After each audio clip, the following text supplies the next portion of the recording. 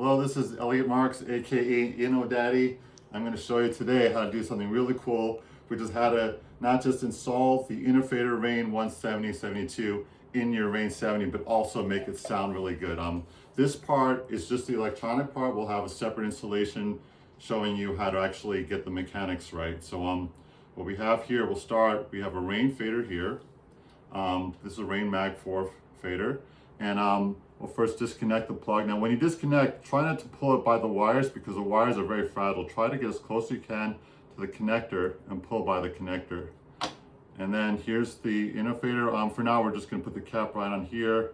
It's already wired up like this, and we'll plug it in over here. Now right out of the box, it should work. So we'll just turn it on, and we'll get some music going here. So now the thing was, with this fader, we have some special features built into it that'll make the cut really sharp and also get rid of, there's a problem that we had in the previous version, the Innofader Rane 70/72, where it would bleed sometimes. So that's all built into this, so you can set it up to do that. So right now we'll get some music going here.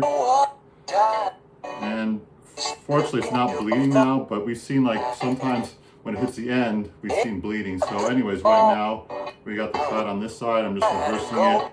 We got the cut on both sides. So the first thing we're gonna do for the setup is I wanna set it, there's a special mode that we're gonna set up for the Rane fader. So we start with the fader all the way to the right, press and hold the button, then swipe all the way to the left, swipe all the way to the right. Okay. And then let's turn off the mixer because it's a special mode that we're setting for the Innofader. So let's get this going again.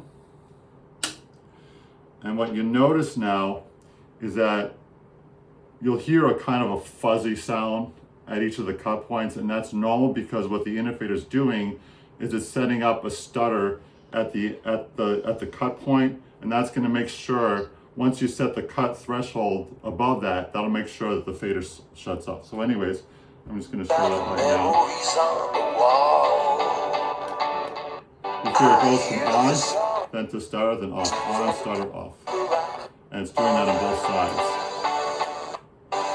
So the way to get rid of that is we have, on the control panel of this Rane 70, there's a cut and adjustment. And the way you do it, you hold the shift and the tap at the same time. I got the plate taken off, so I'll just show it here, shift and tap. So I go over here, you shift and tap.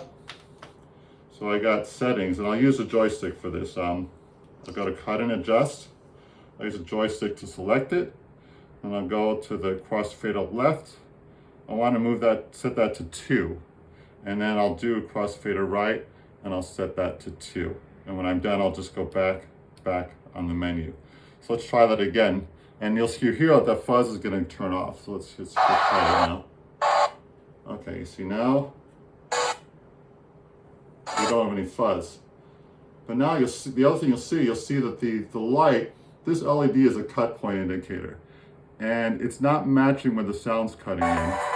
So the next thing we're gonna do is we're gonna make that match so you get that'll just give you a super tight cutting action that you can see on the screen. Because right now, even if you set it all the way to the minimum, you still have some dead space, and we don't want that. So we're gonna set, we got like about 1.5 millimeters here, which is not really that good.